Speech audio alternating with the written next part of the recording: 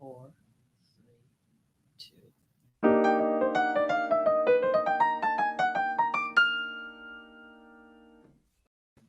Hello and welcome to today's edition of Route 664, The Road to Human Kindness.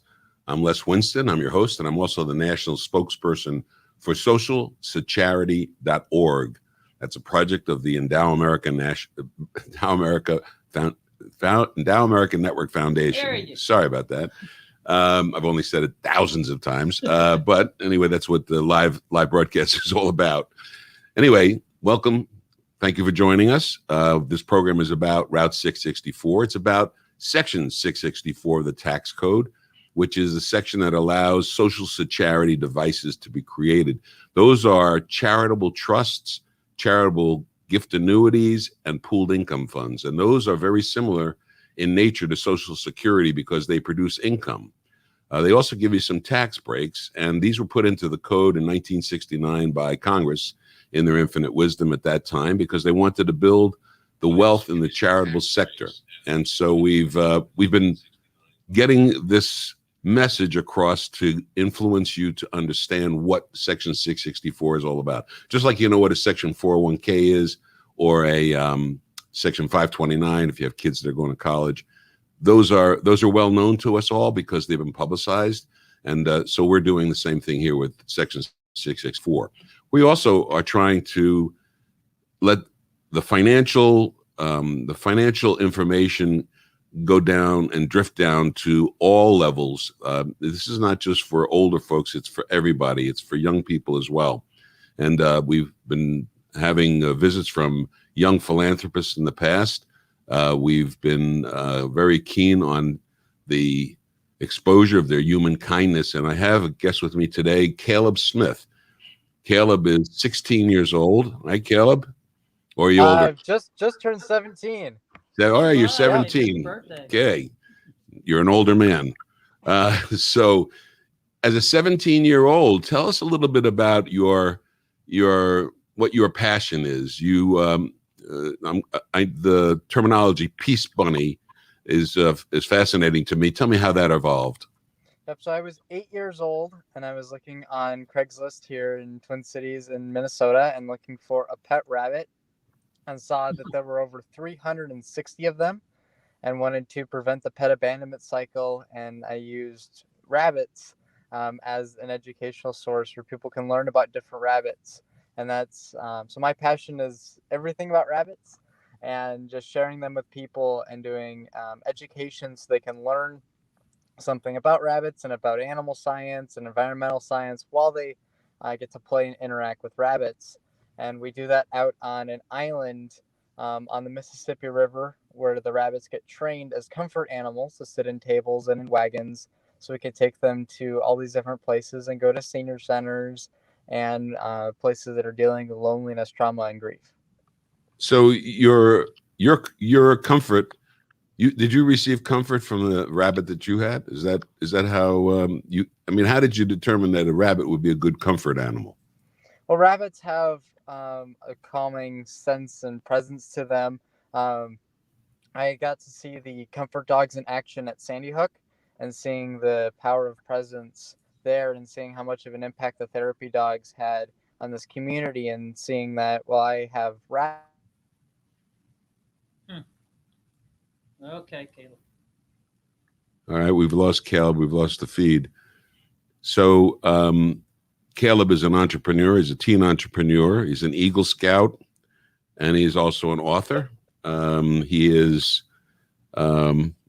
very much involved in how comfort animals can help people. And yes, you are. Hi, Caleb. I was just talking a little bit more about what you do, but continue. I'm sorry. There we go. Is that better? Yes. Okay. Yep. So then seeing that just this power of presence with the animals, then we could use the animals also in a therapy unit or as emotional support animals. So do you have, I mean, how do you, I know people who grow mangoes, they figure out the breeds of the mangoes.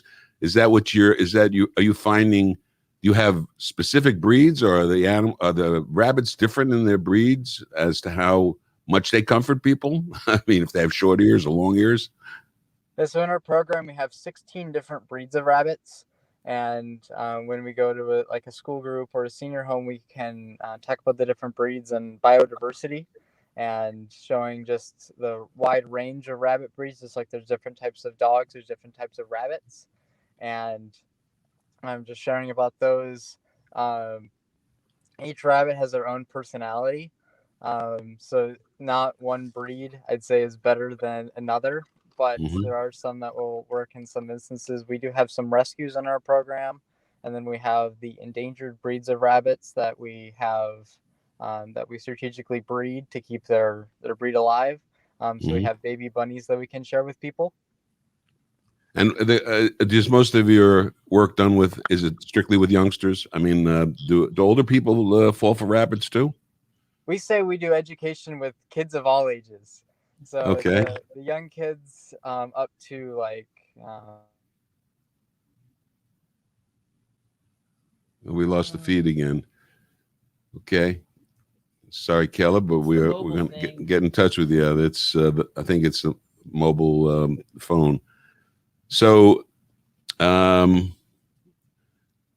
there's a on the site it says find yourself inspired to reflect on what you would attempt if you knew you couldn't fail, and discover what can happen when we choose to be open, look for potential and possibility, and add in patience, persistence, and a bunch of positivity.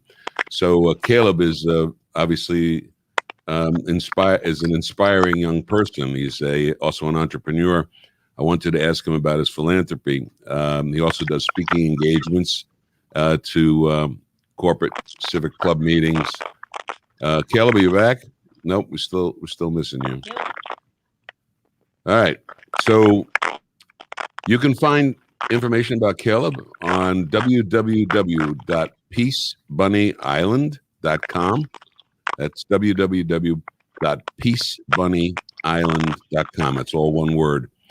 And as Caleb said, he started when he was age 8, and he's been rescuing rabbits and providing them as comfort animals for youngsters of all ages.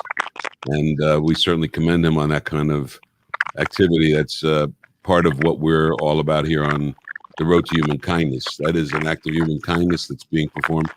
I'm not sure how Caleb does the philanthropy part of that, and that's one of the things I wanted to get back with him about. So, Caleb, are you there? Can you hear us at all? Yep. Yeah. Yeah, it's bad connection. We're gonna let you go if you can hear us at all, because we've got a really wonky connection. Yep.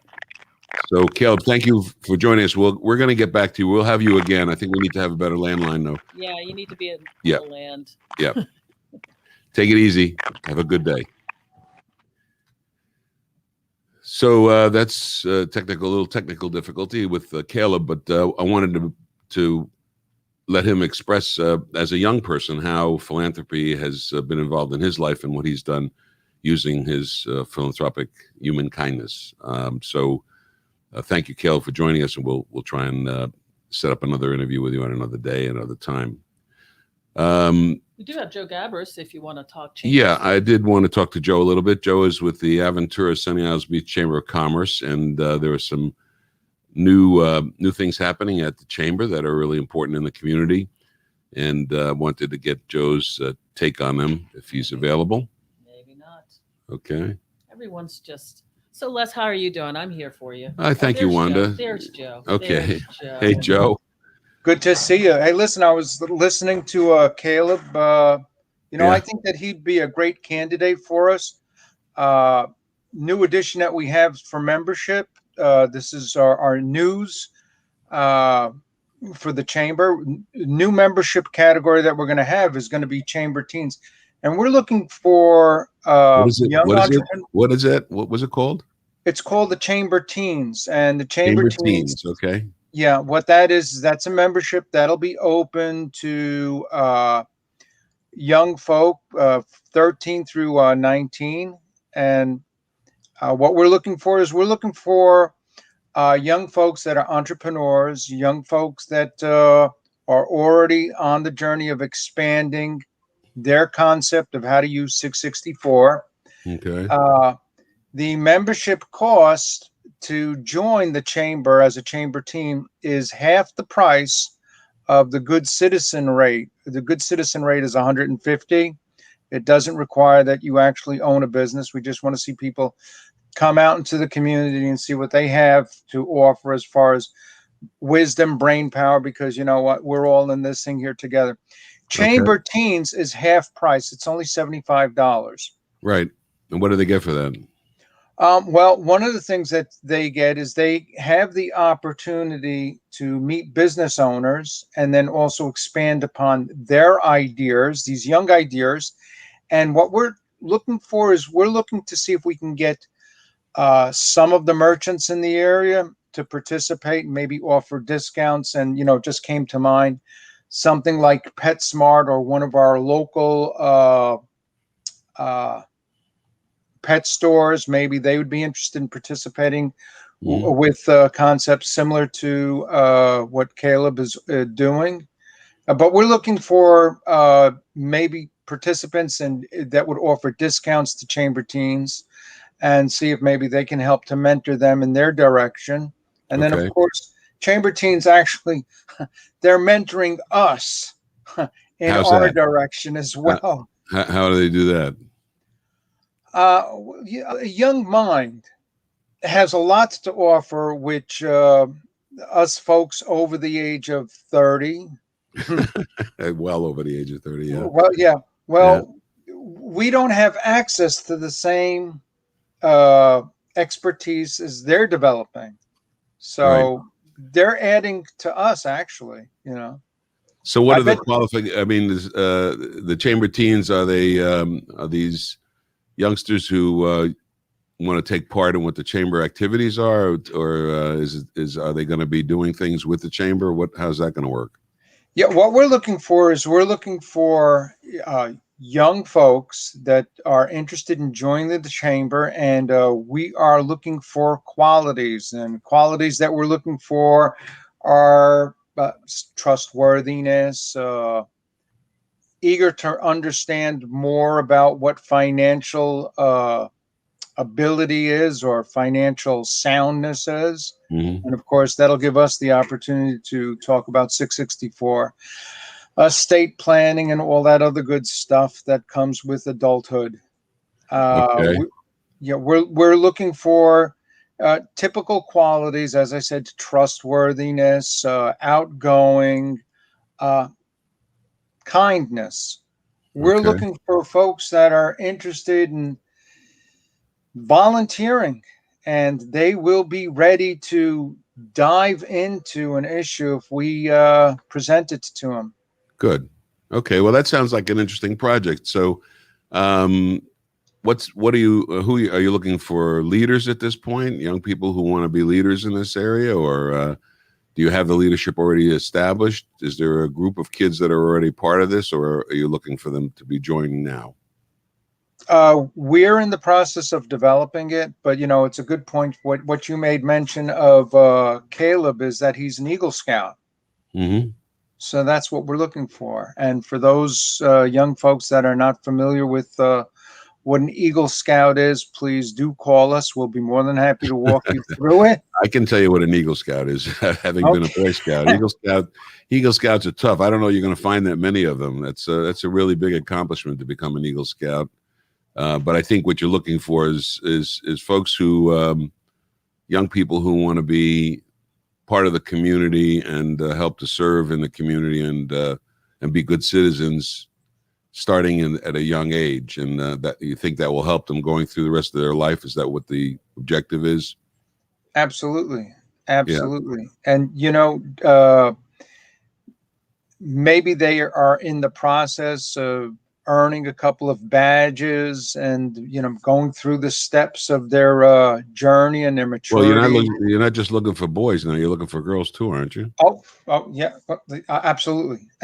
Absolutely, sure. All right, well, let's not get sexist here. No. Yeah, it's not his badges, it could be her badges, but the point is, and they don't have to be scouts. We're not looking for Boy Scouts and Girl Scouts. We're looking for chamber teens. And so What is the what would you say is a good outcome? How many chamber teams would you like to have by the end of the year? We'd like to have 1,000. Wow. Okay. Okay. And I think that's a big objective.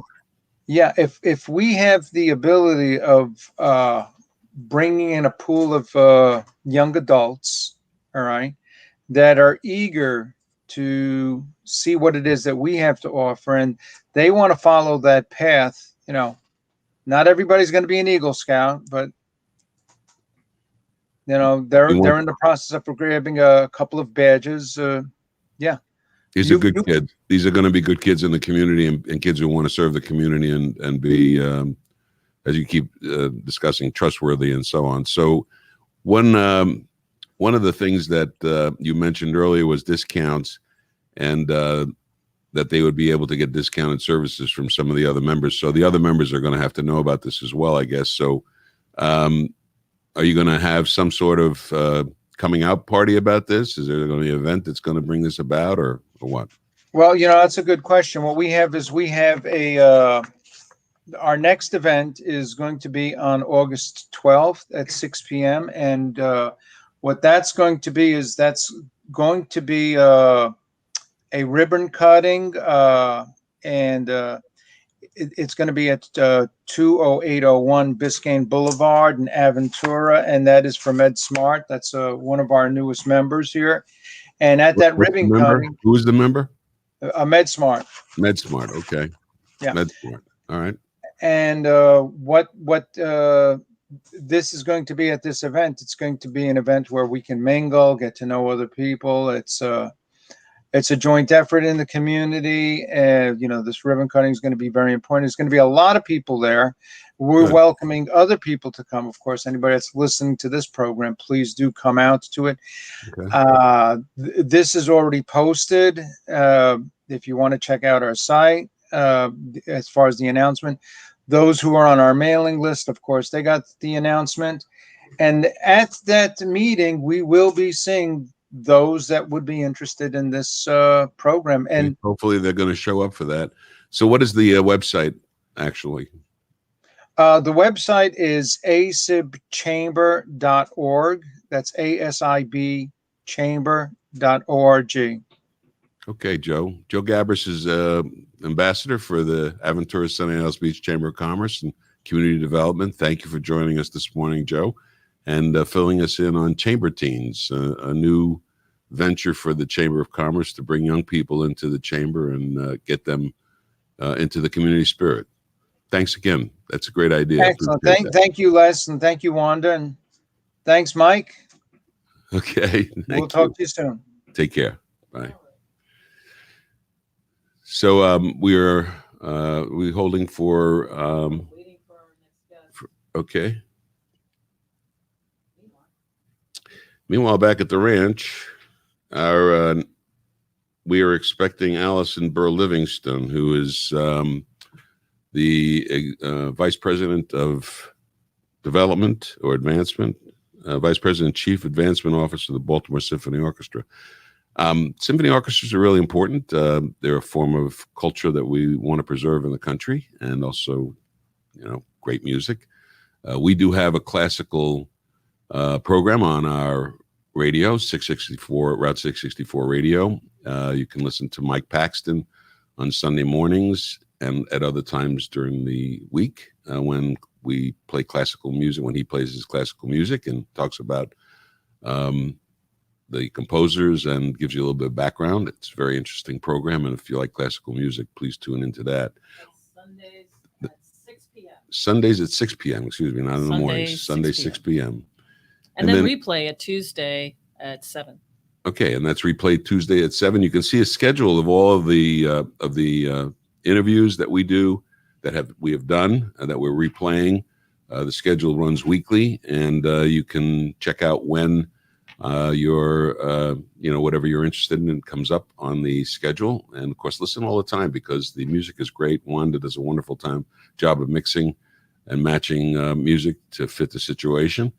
And we also have Just Jazz, which is on Sunday mornings, right, Yeah, Wanda? That's at 11. That's at 11 on Sunday mornings, and replayed Thursday evenings at 7, I believe. Although you're teetering on the afternoon at that point in time, you should be up in that day. Come on. Yeah. Well, listen, brunches go a long time. Brunch. Yeah. Brunch. So in any case, find out more about Section 664. It's a section of the tax code that can be very, very valuable to you as an individual. So if you're out there listening right now and you are, planning, you're doing any financial planning, or if you have some questions about how much tax you're going to pay, whether or not you can find ways to avoid that tax. Also, if you have a particular, something that you care about in the community that you want to support, all of those things can be done using Social Charity. Go to the socialcharity.org website and check out how that can be used effectively in your financial plan. And you also should check on finding a professional philanthropic advisor. The professional philanthropic advisors are financial planners. The ones that don't work for nonprofit organizations are financial planners in the community who work with individuals to help them use philanthropic planning devices in their financial planning, in the financial planning work that they do. Very powerful tools: the Charitable Remainder Trust, charitable gift annuities, and pooled income funds. Those are the individual types of social charity that can be used, and they create income for later in life that you can rely on. They also provide you with some favorable tax benefits, and ultimately, whatever you're leaving behind in those devices after you've taken income from it for your lifetime, that's what goes to a charity of your choice. You can also leave them to be directed by your children or by your grandchildren. In fact, you can create a legacy that goes on for many generations by leaving that gift behind and identifying it with your family's name, for example, as a donor-advised fund in the name of your using your family's surname. You could use your own name if you want to be remembered by your great-great-great-great-grandchildren as having done something important at the time. So this is a long-term plan for our country. We believe that we can change the financial well-being of the country by reducing debt, the national debt. Part of the national debt is because the government spends more money than they take in. That's how you end up with a deficit. And if part of that spending is going to support nonprofit organizations, NGOs or charities or 501c3 organizations, those are all the same thing.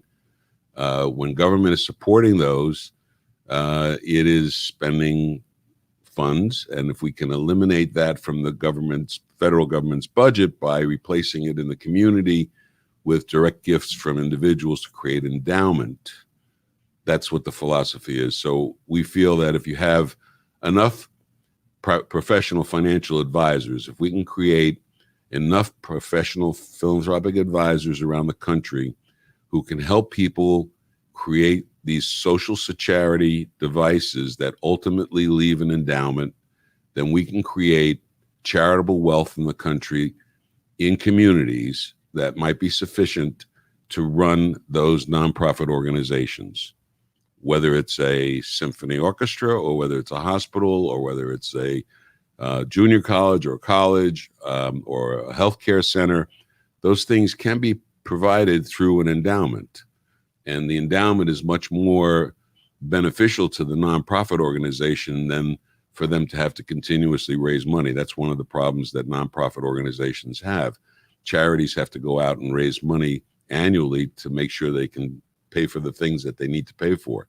So if we can replace that with endowment, and that's done painlessly by you, the donor, you will probably want to create more income to retire on. If you have maximized your Social Security contributions and you've maximized an IRA or a 401k and you're still looking for a way to create more income to use during retirement, then these social charity devices are good for that. They can be used to create that additional income. So the object, if you want to retire on exactly the same amount of money that you're making before you retire, which is the ideal retirement. You need to create all that, and it's hard to do using just what we have right now as tax-favored devices, Social Security, and then Social Security, and then the qualified retirement plan. So what we're suggesting is that you can add to that, and when you add to that, if you're planning and you're trying to avoid taxes and you want to increase the amount of income that you're going to have later on, you can utilize charitable remainder trusts or pooled income funds or charitable gift annuities. I'm going to continue to say that until you're sick of it, because that's what Social Security is, and that's what 664 is all about. So you got to put it all together. If you want to watch something that's really fascinating, you could watch our, The Legend of Charity, our Adventures of Charity, who has got superpowers and can turn the world into a kinder place through those superpowers and through her three wizards. You can hear her also on the radio station. Oh yeah, you can hear Charity on the radio station. I forgot. Good old school radio drama. Yeah, radio drama. It's like 3-minute sessions, but they're really fascinating. And we've animated them now, so you can see them on YouTube. They'll be coming up on YouTube as well. And we want to change the world, and we can do that one person at a time. You watching right now, I'm talking to you. You have the ability to make a serious change in the world. Just like when a butterfly flaps its wings, everything changes. You can do the same thing, and you can benefit yourself. It's there is a little bit of a personal gain in this, in the sense that the social charity devices create income for you for life, and so that is a benefit to you now. And they also give you favorable tax benefits. That's a benefit to you now. So you're really in a win-win situation, and the government wins as well. That's the reason why they did all this. It's a little bit hard to comprehend right now with the way things are going, but that was their intent back in 1969, to increase the charitable wealth of the country for purposes of dealing with the social needs of the country on a community-based level as opposed to a federal level. So you can help change the way things are overall, and everybody can live a better life, and we can really share the human kindness. And that can go beyond our borders. That can go to everywhere in the world, because if we're charitable and we want to take care of others and we want to be kind to others, and there's plenty of people out there that need that, who need kindness, not just in our country, but elsewhere. So if we truly want to carry out the American spirit and human kindness and all the things that go into that, this is a way to do that long term. So we can improve our financial situation here by reducing our deficit, our debt. We estimate that by 2050, if we're able to accomplish our objective of we'd like to create 130,000 professional philanthropic advisors. Think about that. 130,000 professional philanthropic advisors out there explaining to folks how they can use social charity devices. And I guarantee you that we will create the charitable wealth that we're talking about. We want to go from a $30 trillion national debt to a $30 trillion endowment in the non-governmental organizations and in the 501c3 organizations and the charities. If we can do that, we've made a very significant change in this country and in the world. It's going to take a while to do that, but we have to start somewhere. The trip of 1,000 miles starts with the first step. And listening to me today out there, if you're a regular on this program and you've been listening to what we've been talking about over time, you're getting close to the end of the year. If there's something that you need to do, you should start to act on it now. You can find a professional philanthropic advisor who can help you by going to the website, socialcharity.org, and click on Find an Advisor. And I'm sorry we didn't get a chance to... Don't forget to visit us on Facebook. Oh, yeah, visit us on Facebook. And I'm sorry that we didn't get joined by Allison Burr-Livingstone. Okay. We'll get in touch with her. Maybe there's technical difficulties. It seems to be we're having technical difficulties with regard to the backstage. So hopefully that will occur next week. And maybe we can get Caleb Smith back next week as well. So we have our show already set up and it'll be easier. Thank you for joining us on Route 664, the road to human kindness. I'm Les Winston, and look forward to seeing you again next week. Have a great week.